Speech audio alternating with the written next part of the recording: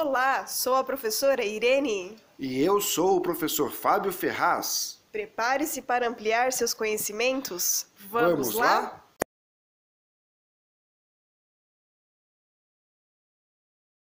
Uma pergunta muito simples. Clóvis, o que é a vida?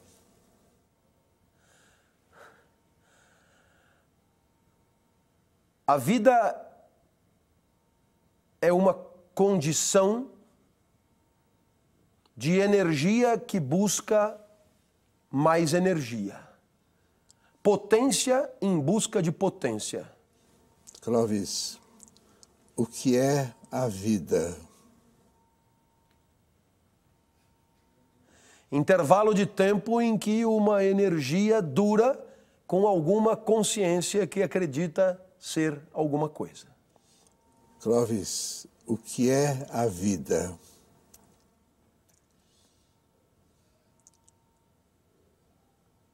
Essa pausa é Tchekhov, né? Dor e sofrimento, se você preferir.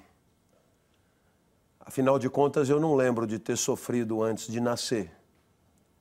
E tenho a nítida impressão de que não sofrerei depois de morrer. Tá bom. Bem, quando a coisa começa a ficar metafísica, eu paro de falar sobre o assunto. Eu quero terminar com você me dando uma resposta que você queira dar. Clóvis, o que é a vida?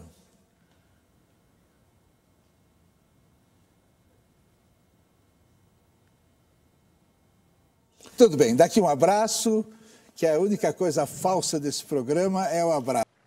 Sterbridge, Por favor. o que é a vida? Não tenho a mínima ideia. O que é a vida? A vida é poder ter momentos como esse pra mim, sabe? Por mais que eu esteja sendo fofo, talvez a vida pra mim seja momentos fofos, sabe? De poder trabalhar com o que eu gosto, de poder pagar plano de saúde com meus avós, poder ser perfeito para as pessoas, que eu sei o que eu passo.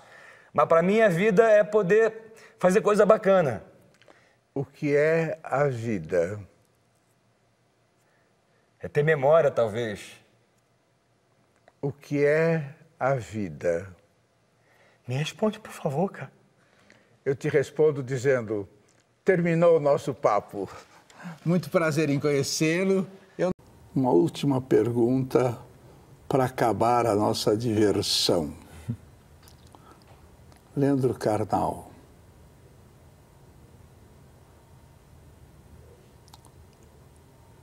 O que é a vida? Bom, as respostas são variadas. Para mim, a resposta também já foi variada, ela já foi difícil, ela já foi complicada, cheia de complicações falsas ou reais. Hoje é um momento muito melhor, porque a maturidade me trouxe neste momento uma estabilidade pessoal para poder colocar as coisas em perspectiva. Então, hoje a vida para mim está junto às pessoas que eu amo.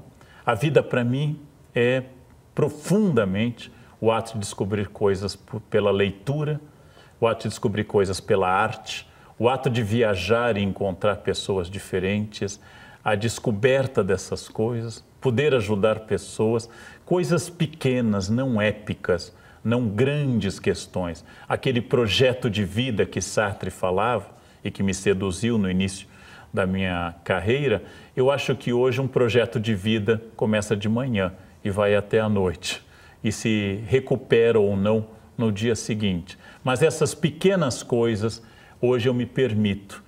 Há alguns meses passando por uma casa e vendo um pé de ipê amarelo, inteiramente coberto de flores, eu parei o carro, desci e fui fotografar o ipê. Isso eu não faria há 30 anos. Poder fazer isso, olhar sobre um ipê em flor, neste momento é minha resposta. A vida é feita dessas pequenas e aparentemente banais coisas que me deixam feliz, como fotografar um ipê em flor em pleno apogeu desta floração. Leandro, o que é a vida? Again, não cheguei ao ponto que isso? Eu acho que é isso. Por exemplo, estar tentando me definir diante da sua pergunta, me esforçando para achar uma palavra ou uma frase de improviso sobre algo que eu não tenho domínio ainda. Porque provavelmente me falta, Antônio, a última de todas as descobertas, a mais densa de todas, que é a morte. Talvez eu possa responder naquele momento que Vieira diz que se fecha atrás de nós uma porta eterna e se abre outra eterna e eu estou no meio dos dois caminhos e não posso retroceder e tenho medo de avançar. Neste momento eu poderei definir o que foi a vida. O que ela é um processo que eu ainda estou descobrindo bastante. E ela mudou tanto para mim, tantas vezes nesses anos, que eu ainda acho que pode ter coisa muito interessante pela frente.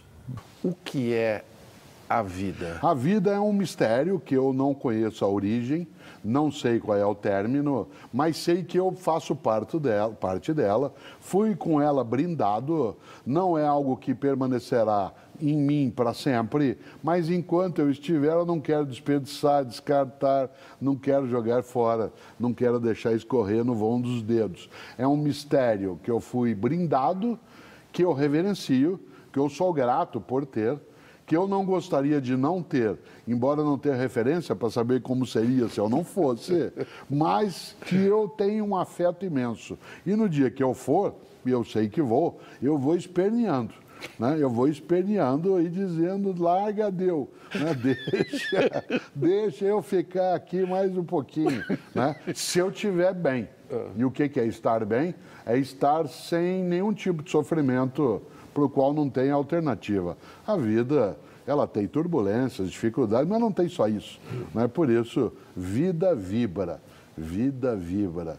Eu, enquanto estiver com ela, comigo vibrando, e eu vibrando nela, eu quero nela estar. E eu agradeço. Todos os dias, eu sou reverente. Uma vida em geral. Eu adoro olhar no Rio de Janeiro, quando as pessoas no final de um dia bonito aplaudem o sol. Não é um culto, não é uma heliolatria. Eu gosto de ver quando pessoas em volta de uma mesa dão-se as mãos e agradecem o alimento, seja rezando ou orando, ou como queiram. Eu gosto de ver quando dois amigos, amigas, duas pessoas se cumprimentam e dão a mão e balançam, e ainda dão uma batidinha no ombro. Alguns fazem uma coisa meio triste, que é dar uma batidinha na barriga da gente, mas ainda assim, né, esse tipo de ligação, esse tipo de afeto, é a vida que vibra. Olha quanta coisa inútil você não sabe. Interessante, porque é gostoso quando a gente sabe aquilo que a gente ainda não sabe, a gente começa a saber aquilo que precisa. E às vezes a gente não precisa saber todas as coisas, porque nem tudo está conectado àquilo que é o nosso projeto de vida, desde que você tenha um projeto de vida. Porque se você não tiver, a gente desaba dentro daquilo que escreveu um dia um estupendo, um maravilhoso, né, professor de matemática do século XIX, um britânico que muita gente aqui conhece, chamado Charles Dodson. Charles Dodson aqui, todo mundo deve conhecê-lo pelo nome de Lewis Carroll, que é o pseudônimo que ele adotou para escrever livros de filosofia sob a capa de serem infantis. Alice no País das Maravilhas é um livro de filosofia de ponta a ponta. Aliás, ele inspirou o primeiro Matrix, que é o único que faz sentido. Se vocês se lembram do Matrix, ele se inicia como? Se inicia Alice. Alice está brincando no jardim, vê um coelho branco, corre atrás dele, cai num buraco, e cai num mundo onde nada parece fazer sentido, isto é, o nosso. E ela está ali perdida. O coelho, estou atrasado, estou atrasado. A rainha, que manda cortar a cabeça toda hora, corta ele a cabeça. E uma hora Alice está ao lado da rainha numa execução, e ela diz, mas por que ela está sendo, porque essa pessoa está sendo executada? Ela disse, não sei. Foi como? É que hoje é a execução, amanhã vai ser o julgamento, e depois da manhã é o crime. Ela disse, isso não faz sentido. Ela disse, aqui faz. Olha só. Lewis Carroll, um professor de lógica e matemática, que foi capaz de construir coisas, mas que nos alertou para algo que todo mundo aqui um dia leu, Lewis Carroll, ou assistiu os desenhos ou filmes, se lembra, que é a maior personagem que você e eu temos que conversar com os nossos filhos e netos. Meus 4 netos, eu gosto de lembrar que eu vou falar com eles sobre isso um dia. que é a personagem mais genial para pensar a vida, as gerações em ebulição, que é o gato. O gato, aquele gato que fica lá em cima, né, que tá sempre, só aparece o sorriso dele, às vezes só o rabo. Você se lembra que uma hora ali está perdida naquele lugar, não sabe onde está? O Matrix se inicia exatamente com isso. O Keanu Reeves, a personagem que ele faz chamada Neo, né, o novo, né, em latim, o Neo, ele está parado diante de um computador e começa a piscar a tela. Follow the White Rabbit. Naquela hora toca a campainha, ele vai abrir, tem um grupo de pessoas, entre elas uma mulher com um coelho branco tatuado. E aí tudo começa e vai na direção de uma grande pergunta. Quer dizer, qual vida você quer? Aquela vida que é ilusória, que é dissimulada, que é apenas mera representação, ou você quer uma vida consciente, deliberada, em que você não é servil, não é robótico, não é alguém que perdeu sua autonomia ou liberdade. E é claro que o gato lá, uma hora ali está perdida, e ela vê o gato no alto da árvore e fala assim, o senhor pode me ajudar? E o gato, com aquele jeito tranquilo, ele diz, claro. Ela falou, para onde vai essa estrada? O gato fez a grande pergunta da vida, que é, para onde você quer ir? E ela falou, eu não sei, eu estou perdida. Ele disse, para quem não sabe para onde vai, qualquer caminho serve.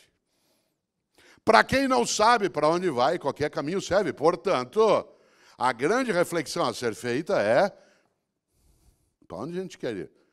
Com as nossas opções, nossas escolhas, numa vida que até pode ser curta, né, mas não precisa ser pequena de maneira alguma. E aí, quando a gente imagina grandes cientistas como Darwin, aliás, muita gente ensina às gerações mais jovens algo muito perigoso, diz, como disse o Darwin, a sobrevivência do mais forte. Você não vai encontrar isso desse modo na obra de Darwin. A origem das espécies está escrito na forte luta pela vida, a sobrevivência do mais apto. O que é muito diferente. Na forte luta pela vida, a sobrevivência do mais apto, isto é, daquele ou daquela que tiver flexibilidade no campo do conhecimento, da formação, na parte de graduação, um currículo que seja mais flexível, que não seja fechado numa única direção. Que a gente não esqueça que nos tempos que nós estamos vivendo, ainda bem, não há uma correlação imediata entre carreira e graduação. Para vários de nós, carreira e graduação era uma correlação obrigatória. Se você faz economia, você vai ser economista. Se você faz engenharia, vai ser engenheiro. Nós temos hoje uma abertura de possibilidades no mundo do trabalho que permite que alguém que faça economia possa depois estar numa atividade de consultoria, ou abrir, né, um restaurante, ou estar numa atividade de convivência na mídia. E eu sou da área de filosofia. Vocês imaginem o número de atividades que eu tenho. Além de professor e escritor, eu também sou comentarista de rádio, de televisão, faço consultoria, né, eventualmente sou capaz, né, até de opinar sobre coisas que eu não entendo, né? O que é um valor alto.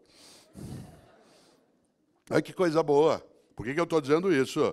Porque nós não podemos, de maneira alguma, num mundo onde as coisas estão em ebulição, em grande alteração, admitir uma crença perigosa de que a nova geração pronta nasceu e que ela se contenta, e nós também, em ser atingida por algo que eu lembrava antes, que é a síndrome do possível.